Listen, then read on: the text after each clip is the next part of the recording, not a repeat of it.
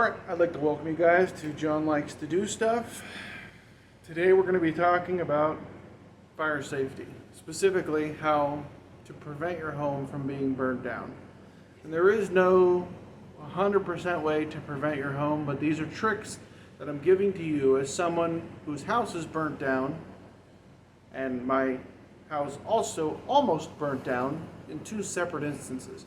So we'll go through the first instance, which leads us to the first trick. So I lived in rural Southern California, up in the mountains. We didn't know that you are supposed to cover your eaves.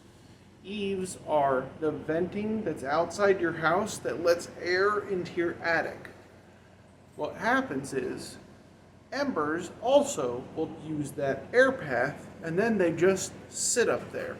They'll sit on anything you're storing up there or your insulation, which I don't know if you know, but insulation is paper backed. So, my first house, alright, and the easiest way to tape up your eaves is get blue tape, painter's tape, and Gorilla tape. So, blue tape so it doesn't damage your house, overprotect with blue tape, then put the Gorilla tape over the blue tape because the Gorilla tape is much more resilient to embers and cold.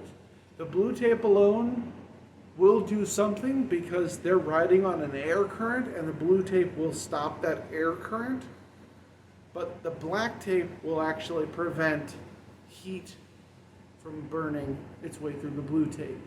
It cooks at a much higher temperature. So as the fire grows closer to your home, the blue tape will peel away, as where the Gorilla tape will not. We got evacuated. They didn't give us any instructions on how to prepare the house, hence why I'm making this video, because likely no one gave you instructions. They just say, you're in this area, time to go. There are two types of preventative measures. There are urban and there are rural. Rural preventative measures: one, the firefighters cannot use your well. It does not have enough pressure to be able to run a fire hose, which means your house is more likely to burn down if it actually catches a blaze. So what you can do, put sprinklers on the roof of your house because what we're talking about is embers. It's very unusual, and only in situations where they're completely overrun, that a fire rolls right to your wall. What usually happens is a fire is happening a distance away, the embers get lifted up by the force of hot and cold, and then they get carried. I've seen them go miles. So, put a sprinkler on your roof, just like it's raining. Put a generator on your well if you can.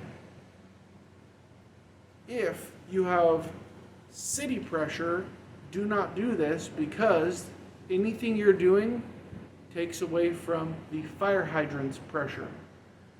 Leave it to the professionals in that regard. The second thing you do for rural firefighting is you go to the big box store, whatever you choose, and you buy what's called a McCloud. It's got a flat blade on one side for what's called cutting, and then a rake on the other side. What you do is you swing the flat blade down and you cut a line in the grass, tall grass, short grass, whatever. Then you pull it back and you flip to the rake and pull all the grass.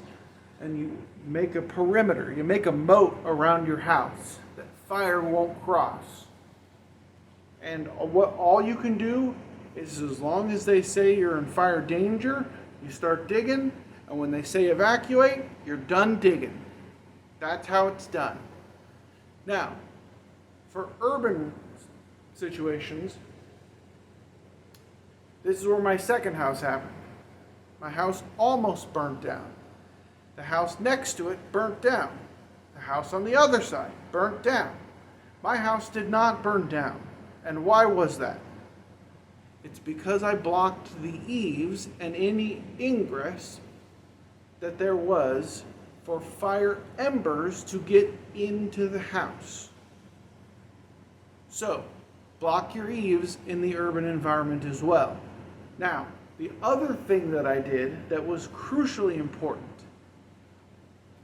go to the same big box store, get some cones, put them along your road so people can't park in front of your house. Make sure your driveway is empty. So you want to make sure a fire truck can pull alongside your house, get access to a fire hydrant, and fight a fire at your house. Also, if the fire's coming, if you live hillside backed, like most of California, there's currently a fire up in Canada. Most people up there, they live hillside backed. So you want your side gates to be open and available for fire people to have access to.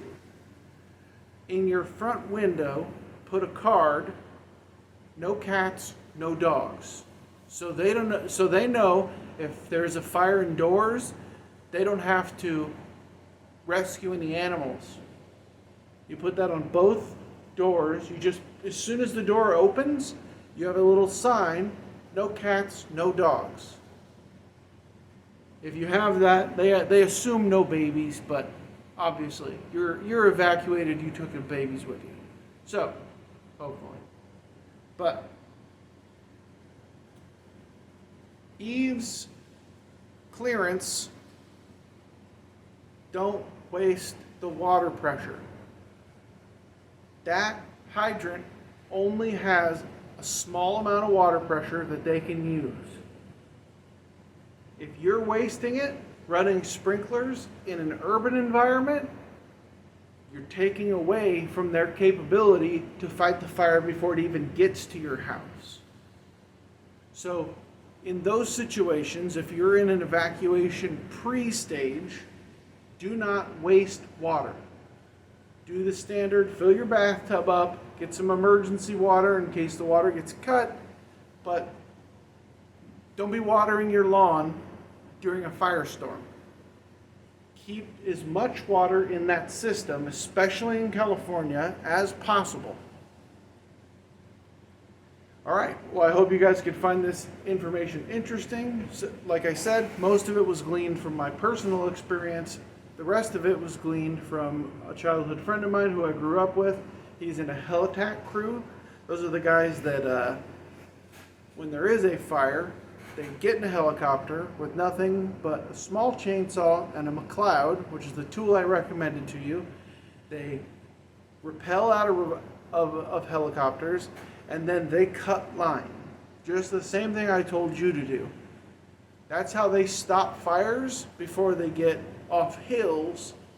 They just cut a line around it, and then they start widening that line. And they just isolate it so it doesn't have more fuel. So that's where I got the information for this. Obviously, I'm not a firefighter. I'm not telling you that this is gospel. I'm telling you what saved my house and how my house burnt down, and tips from a firefighter. So I'd like to thank you guys for watching. Hit the like button, subscribe. Spread this to someone who is in a fire zone. This might be useful because no one talks about closing your eaves. That's a key piece of information that no one tells people about. That, and also cones blocking access ways, so that stuff is open for fire people to use. No one talks about that either. They just say, oh, fire's close, get out. So there's some little tricks here and there that will absolutely make the firefighters, because they get to choose. If your house is covered in clutter and your gates are blocked closed and you have no access because there's cars everywhere, there's cars on the lawn, cars in the driveway, bumper to bumper cars in front of your house, do you think how are they going to get access to that? They're going to go to a house that's got cones laid out for them so they could just pull right up, pull right onto the lawn if they need to, and have full access. That's why you see this house burned, this house didn't, because there's a bunch of small variables that people don't account for. So, a little bit of a rant there. I apologize. I'm still salty.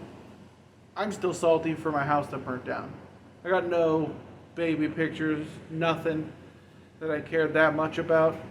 Honestly, my rollerblades were in there.